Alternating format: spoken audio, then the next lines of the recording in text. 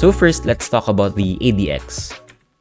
So the average directional index, or the ADX, is an indicator used to measure the trend strength based on price action.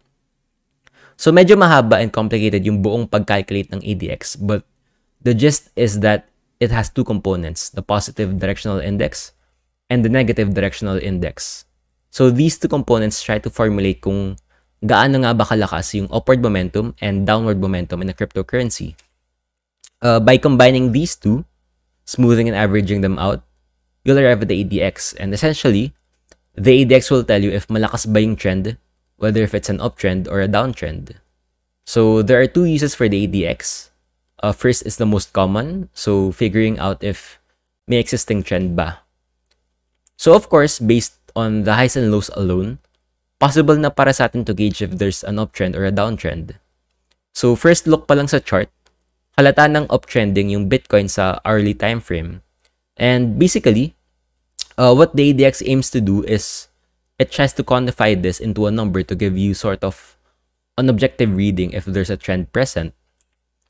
So yung usual basis is if the ADX is below 20, most likely the cryptocurrency is in a sideways trend. If it's between 20 to 25, may emerging trend. And if it's 25 and above, may strong trend present. And with higher numbers, signifying a stronger trend. So as usual, di importante yung ma-memorize nyo yung values. Yung mas importante is alam nyo yung concept that the ADX measures trend strength and you can find a way to use it systematically.